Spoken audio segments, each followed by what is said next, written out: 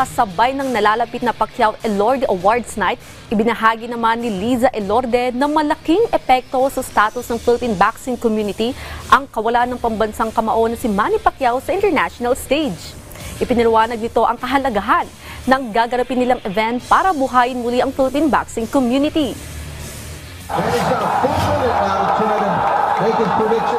Tuwing pinag-uusapan ng mga Pinoy ang sports na boxing, madalas bukang bibig ang pambansang kamao na si Manny Pacman Pacquiao. Naging bahagi na rin kasi ng kultura ng Pilipino na tutukan ng pambansang kamao sa kanyang mga laban. Noong kasagsagan ng kanyang kasikatan, bawat sulok ng tahanan ay punong-puno ng hiyawan para suportahan ang atleta. Nag-ukit si Pacman ng 8th Division World title sa kasaysayan ng Philippine at International Boxing Community. Pero taong 2021, opisyal na nagretiro ang kampiyon sa boxing stage. Kaya marami na rin ang mga boksingerong gumagawa ng sariling pangalan sa sports na ito para sundan ng lapak ng pambansang kamao. Pero kahit kaliwat kanan ng mga Pinoy boxer sa bansa, aminado si Liza Elorde, COO ng Johnny Elorde Management International at boxing promoter and manager, na malaki pa rin ang naging kawalan ni Manny sa status ng Pinoy boxing sa international ring. Kaya naman naniniwala si Liza na malaking bagay ang kanilang isinasagawang boxing event sa tulong na rin ng collaboration ng Elorde family at ni Manny para mas buhayin pa ang boxing sa bansa.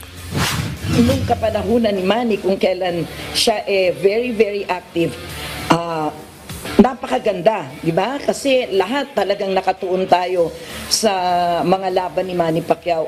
Nung nawala si Manny, medyo naglaylo din tayo. Pero ngayon, meron pa naman tayong napuproduce ng mga world champions and gusto sana namin dumami pa. Kaya kami gumagawa ng mga ganitong awards night for them, to be inspired and makilala ulit tayo sa mundo ng boxing.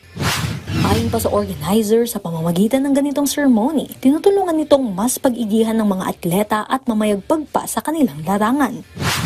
Yung mga ganito po na mga programa, ito po yung kailangan natin sa Philippine boxing kasi ito po yung bumubuhay sa sport na ito.